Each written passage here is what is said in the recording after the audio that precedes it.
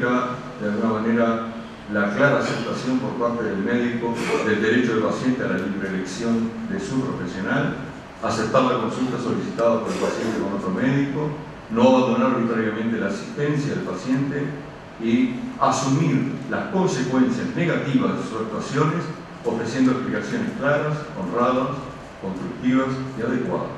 Lo que los cirujanos siempre aprendimos que caracterizó la actuación profesional de Pedro Larroque. La objeción de conciencia. El médico tiene derecho a abstenerse de hacer prácticas contrarias a su conciencia ética, aunque estén autorizadas por la ley. En ese caso tiene la obligación de derivar el paciente a otro médico.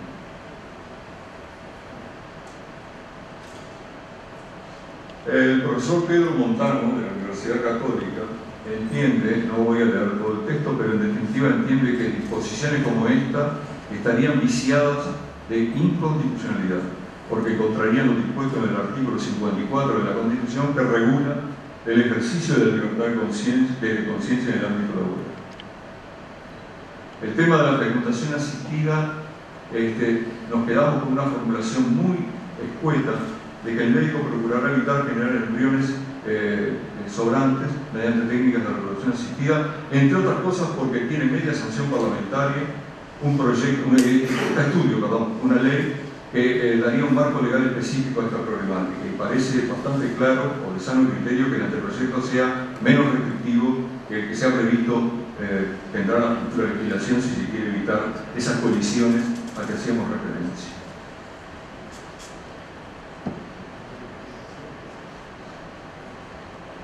El artículo 50 en el numeral 2 dice que en caso de muerte con mantenimiento de funciones vitales por medios artificiales es permisible la extracción de órganos y tejidos, habiendo mediado el consentimiento de acuerdo con la normativa vigente.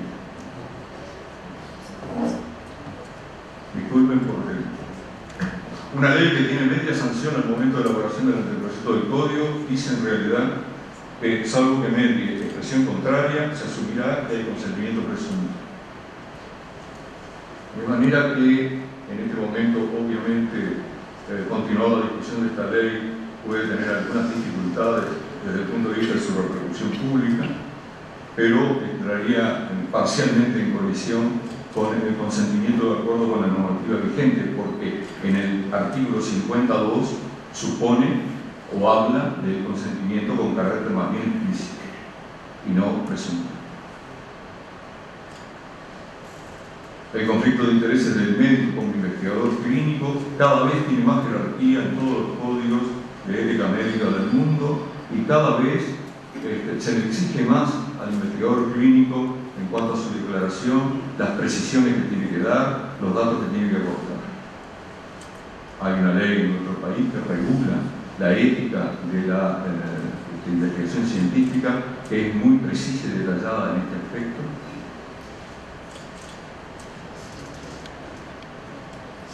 Y finalmente, la segunda opinión es un derecho tanto del paciente como del médico. Este artículo fue tremendamente discutido y en realidad lo dejamos con esta formulación: derecho del paciente, derecho también del médico. No le establecemos ningún tipo de regulación a la forma en que haga la nueva consulta el paciente, y sí decimos que si la segunda opinión es solicitada por otro médico, el médico consultado deberá comunicarse con el actuante, y a su vez que el médico tratante no está obligado a adoptar las conductas trazadas por una segunda opinión si no concuerda con ella. Bueno, y el anteproyecto se halla en este momento en una fase muy avanzada. Nosotros le hicimos llegar, previo a esta reunión, al presidente del Consejo Regional de Montevideo la versión del 12 de junio, que es la más definitiva que tenemos, pero todavía está pendiente de realizar una discusión más amplia. Es probable que hasta ahora no hayamos podido promover de forma adecuada esta mayor discusión participativa. La incorporación de las múltiples propuestas se halla casi finalizada, pero se hace necesario examinar la congruencia interna del documento y su adecuación con nuestra legislación, teniendo en cuenta que estamos en un marco muy dinámico de evolución de esa legislación. No se escribe una línea del reglamento de procedimiento, porque el reglamento se escribe después que se tienen dos cosas: el código definitivo aprobado y el Tribunal de Ética, que como su asesor legal le da forma definitiva. Todavía persisten seguramente errores semánticos semánticos, sintácticos, de estilo, algunos de los cuales nos señaló con mucha precisión la unidad de bioética de la facultad. Y bueno, con la superación de todos estos aspectos pendientes, habremos de llegar a un documento más definitivo que finalmente, luego de volver a los consejos regionales, tendrá una aprobación final por parte del Consejo Nacional, de acuerdo a lo que estipula la Ley de Colegiación vigente.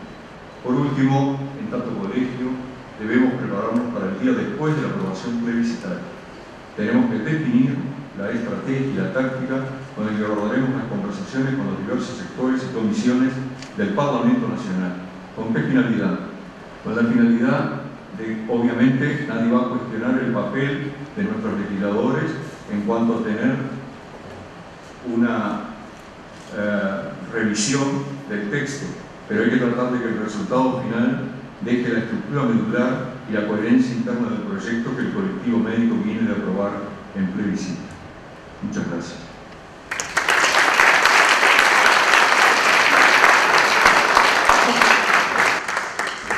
Agradecemos la palabra del doctor Óscar Cruzet, consejero nacional y coordinador de la comisión redactora del anteproyecto del Código de Ética Médica. A continuación, invitamos a hacer uso de la oratoria al doctor Hugo Rodríguez, postulado al Tribunal de Ética por la Regional Montevideo, profesor titular de Cátedra de Medicina Legal, Facultad de Medicina de la Universidad de la República. Buenas noches a todas y a todos. Primero que nada, te agradezco la postulación al Comité de Ética, pero en realidad vengo en representación de la unidad de bioética y en representación del decano de la facultad, el profesor Fernando Tomasina, que me pidió que lo representara y que expresara en este espacio algunos comentarios que el anteproyecto de Código de Ética Médica mereció a la unidad académica de bioética que oportunamente hicimos llegar, como expresaba el doctor Cruzet hace unos minutos. Y en realidad me dejó sin discurso, porque yo venía a hacer una serie de comentarios, pero veo que muchos de ellos ya fueron incorporados y la verdad que no conozco la última versión del 12 de junio, por lo cual corro serios riesgos de hablar en el aire y de cosas que ya están resueltas. Sin embargo, igual voy a decir muy brevemente dos o tres cosas. Una es una reflexión enteramente personal y casi a contrapelo de todo lo que vinimos a hacer acá. Pero quiero aprovechar el ámbito. A mí me parece interesante que los médicos del Uruguay en algún momento empecemos a analizar en profundidad la otra cara de esto, que es la disiología médica, que está escasamente desarrollada en nuestros códigos de ética y que merece una puesta al día de acuerdo a lo que es la actual forma de ejercicio de la profesión médica en las actuales condiciones sanitarias, organizativas, culturales, etc. Y no lo digo de una perspectiva corporativista, sino exactamente de la perspectiva contraria, porque estoy convencido que el buen manejo de la disiología médica, es decir, de los derechos de los médicos, es un importante antídoto contra el veneno de la medicina defensiva que nos está invadiendo y que está causando tanto daño a la relación médico-paciente. El segundo comentario que quiero hacer es muy antipático. Expresarlo frente a gente que trabajó tanto y tan bien por este código. A mí me parece que la pregunta inicial que hay que hacerse es si vale la pena reformar el código de ética del SMU y de la FEMI, que tan bien ha funcionado todos estos años, que ha sido fruto de un intercambio extraordinariamente plural, participativo, democrático, que reunió visiones muy diversas y que logró ese documento consensual y que ha sido de una aplicación práctica formidable, como decía Cruzet, en el Tribunal de Ética de la FEMI, pero también en el Consejo Arbitral del Sindicato y ha sido también materia de docencia en la universidad. Es probable que hubiera que hacer algún ajuste, pero es arriesgado reformar esa estructura, esa creación de que fue elaborada como digo, colectivamente, pero que fue guiada por personas expertas y formadas especialmente en bioética. El tercer punto que quiero plantear no es más simpático que el anterior, pero acá me parece que no venimos a decir que estamos de acuerdo, sino precisamente a señalar los aspectos que pueden ser mejorables. Nosotros en la unidad de bioética sentimos una fuerte invasión de lo jurídico en el código de ética. Y lo sentimos en el texto con permanentes alusiones a la ley, y lo sentimos en las presentaciones del colegio con importante representación de los abogados.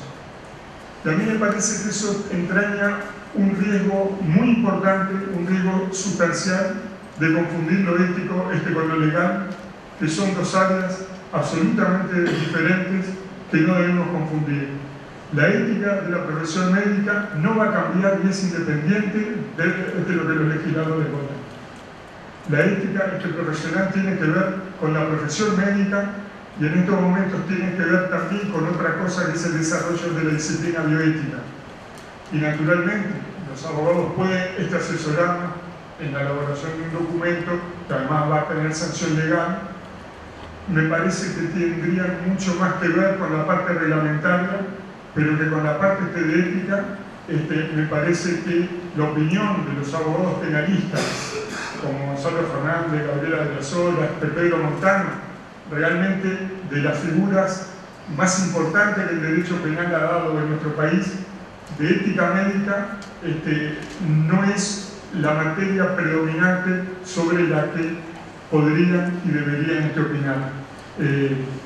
Sí, desde el lado del derecho penal, pero esto no es derecho penal, esto es un código de ética médica que tiene que ver con los valores de la profesión médica y tiene que ver con la bioética, que es algo que además trasciende, por supuesto, a la ley.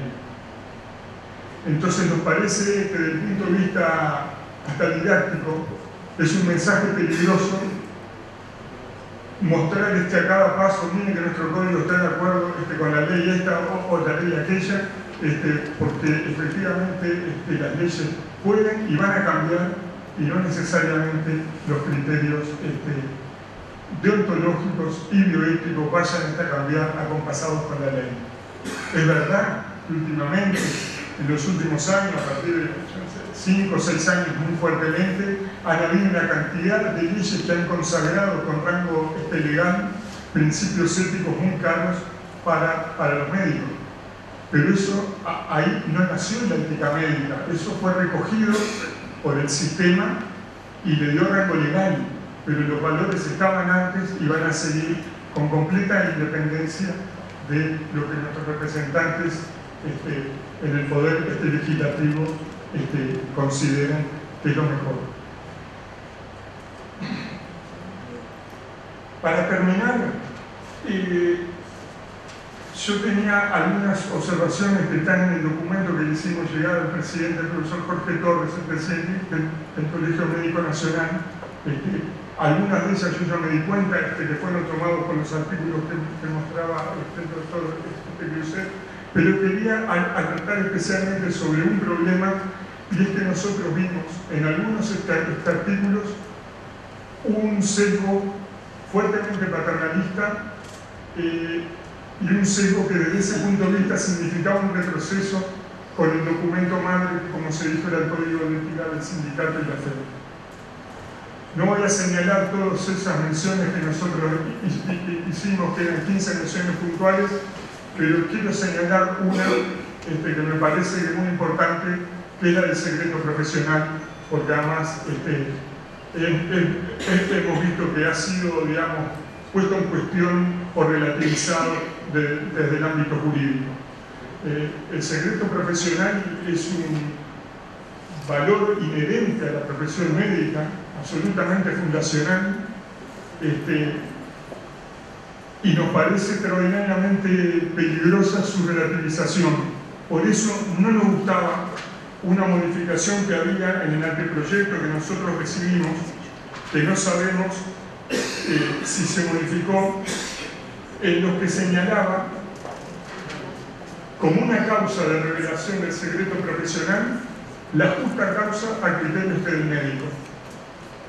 Es decir, que allí cuando el médico considerara que no existía una justa causa para no mantenerlo, se podía violentar la confidencialidad.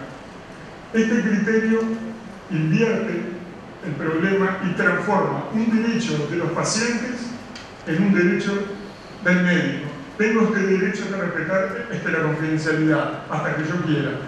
Eso que nos parece que no hay código y no hay ley que pueda modificar eso, la confidencialidad es una obligación ineludible que tiene que ver con la asistencia médica. Si la asistencia médica no es confidencial, se compromete la posibilidad de la gente a consultar en aquellos casos de enfermedades estigmatizantes u otras que le pueden generar un daño. Y con respecto a la posibilidad de que los jueces releven del secreto profesional, eso está perfectamente claro y creo que no hay dos bibliotecas en que los jueces puedan relevar a los médicos del secreto profesional. Eso significa que si declaran sobre su paciente, no los procesan por el delito de revelación del secreto profesional, pero de ninguna manera puede significar que un magistrado obligue a un médico a romper su deber de confidencialidad con el médico. A mí me parece que en ese sentido el colegio médico tendría que tener la obligación de ir con una postura sumamente firme, que no dé lugar a malos entendidos, que ponga, como dice en otro artículo tan acertado del Código de Ética Médica de ese Muniferi, que este proyecto retoma, que los médicos debemos reclamar al sistema judicial y al sistema de seguridad que recurran a sus propios medios para resolver los problemas de los delitos sin presionar a los médicos a quebrar nuestro deber de confidencialidad. Muchas gracias.